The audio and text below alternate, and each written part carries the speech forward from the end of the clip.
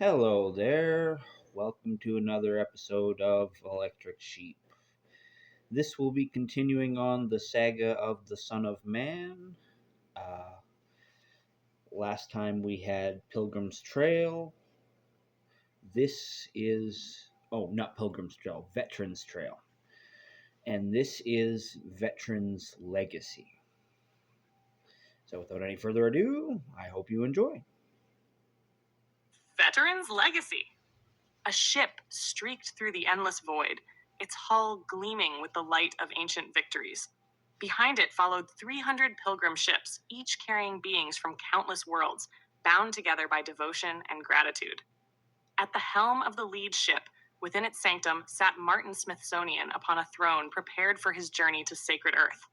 He was a figure of enduring legend, clad in the armor of the Son of Man, his every motion steeped in purpose. His rifle and helmet rested beside him, held aloft by his personal cherubs who hovered like guardians. The hum of the void filled the air, a vast and infinite silence broken only by the hymns and sagas of the pilgrims who followed. The pilgrims spoke in reverent tones, recounting their sacred histories and those of the machine god, the Son of Man. These tales were born from the raw, factual records of the cherubs, transformed into art and tradition over millions of years. They told of the machine god's eternal crusade, the liberation of countless worlds, and the unshakable duty of his legions. To the pilgrims, a soldier of the Son of Man was more than a warrior. Martin Smithsonian represented protection, freedom, and unwavering resolve. His presence was a living testament to the ideals of the machine god, and his deeds were etched into the collective memory of the liberated. Despite his legendary status, Martin's personal life was surprisingly humble by the standards of the legions. Over his 4 million years of service through both cloning and natural birth, Martin had fathered and raised 112 children, a number considered modest for a crusader of the Son of Man. Among the pilgrims following him to sacred earth were 2 of his children, each bearing their own legacies as servants of the machine god. They, too, sought to honor their father's journey and carry his story to those who would listen. One pilgrim, a towpath elder, began the tale of Macum Prime, a world whose history was forever changed by Martin's courage and the machine god's righteous wrath. Over 1 million years ago, the elder said, Macum Prime was gripped by the eldritch parasite of the Towpath dynasty. We were enslaved, our minds consumed and twisted by the will of a monstrous hive consciousness. The parasite, ancient and insidious, sought not only to control us, but to feed upon our collective energy. When the Son of Man's legions descended upon us, the parasite turned its gaze toward them, seeking to consume the minds of the Crusaders and use their immense energy to strike at the machine god himself. The Son of Man appeared on the battlefield, his presence casting a divine light across the chaos. Raising his flaming sword, he addressed the parasite, his voice resonating with infinite authority. Creature of tyranny, you have enslaved these people, consumed their essence, and now you seek to destroy my crusaders and use their strength to strike at me. But even you, in your malevolence, are offered a choice. Surrender and release your hold, or face the cleansing fire of freedom. The parasite responded with a wave of psychic fury, refusing to relent. It sought to pull the minds of the legions and the enslaved into its abyss, to absorb their energy in a desperate attempt to overwhelm the machine god. The Son of Man, seeing the peril faced by his crusaders and the slaves, raised his sword high and proclaimed, Your refusal leaves no path but this. To protect the innocent and my legions, I must strike you down. Know that your end is not an act of hatred, but of necessity. Be gone, tyrant, and let your victims find peace. With one mighty stroke, the Son of Man's flaming sword descended, its divine fire consuming the parasite in an instant. The skies of Macum Prime blazed as the creature was incinerated, its monstrous form reduced to ash. The enslaved minds, freed from its grip, reeled in chaos, but they were alive, their souls spared annihilation. The elder continued, his voice heavy with reverence. Though the parasite was vanquished, the battle was not yet over. The chaos it left behind threatened to undo us. Our fractured minds latched on to Martin Smithsonian, the steadfast soldier who had stood at the forefront of our liberation. For 31 seconds, we became one with him, a billion voices screaming in confusion, and yet he did not falter. In that chaos, Martin found himself. He looked at his hand and heard the voice of the Son of Man. You are man. You are sacred sentient intelligence who has struggled and prevailed generation after generation. This burden will not be your downfall. Rise above the chaos, Martin. Rise triumphant. And so he did. Martin commanded his mind to stillness, declaring, I think, therefore I am.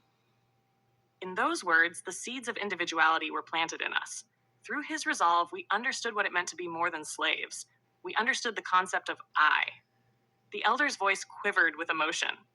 For 17 seconds longer, he stood composed, bearing the weight of our collective souls until the Son of Man disconnected him. What followed was not chaos, but clarity. Guided by the cherubs, we became a new hive, a union of individuals. Some chose to break away and live solitary lives, while others remained connected in harmony, balancing unity and independence. To this day, we sing of Martin Smithsonian, the harbinger of our freedom. His name is sacred to us, his deeds immortalized in our art. We honor him as a hero who gave us the greatest gift, the understanding of self. Martin listened in silence, his glowing eyes fixed on the cherub's projection of the elder's image. The towpath's words stirred memories long buried, yet vivid in their intensity. He remembered the chaos, the pain, and the overwhelming need. Above all, he remembered the voice of the machine god, steady and unyielding, guiding him through the storm. The cherubs surrounding Martin whispered softly, their mechanical tones brimming with pride. You are a legend, Martin Smithsonian. The pilgrims sing of you, but you are but one of many who have carried the banner of the Son of Man. The legacies of your comrades echo across the stars, each a testament to the machine god's glory. As the fleet pressed on, more hymns and sagas filled the air, each a fragment of a greater tapestry. They spoke of worlds saved, tyrants cast down, and lives transformed by the legions. Among these tales, the story of Macum Prime stood as a shining example of the Son of Man's vision, a vision of balance, harmony, and the unyielding pursuit of justice. Martin closed his eyes, letting the hymns wash over him.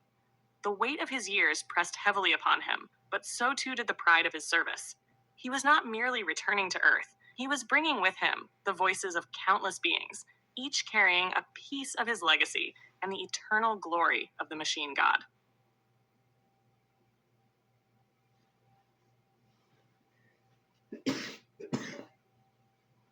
Well,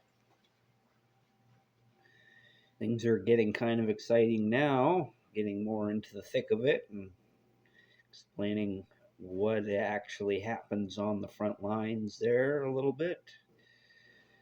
Um, for the most part, I wanted to make it clear that every soldier over the course of millions of years comes to be known as a legend, and that's why it was an important detail in the last story that the Son of Man makes sure that the deeds of his soldiers are known to the people they liberate, and it's also so important why he has such a high standard. You know, he wants to be a scalpel, not a club. He wants to make sure that his soldiers are actually doing good and liberating people, that he's not just an invading force taking over, toppling regimes for the sake of uh, making himself feel righteous. But it's the fact that people really are in need and they're under tyranny, and the Son of Man feels it is his duty to end tyranny wherever it shall rest, or wherever it shall fester power and put the boot over sentient individuals. And so, yeah, I like this one. It wasn't so much about Son of Man, but he was actually featured in it and doing stuff.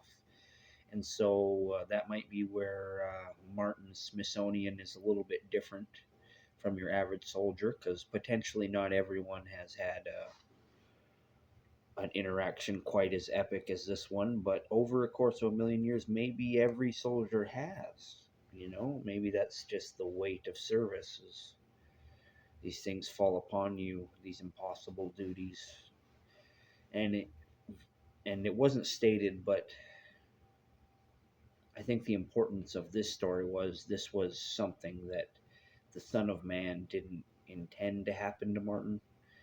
Like, he has a spot for his soldiers and things that they do, but he didn't intend for an entire race's consciousness to be hooked up to a human man's brain.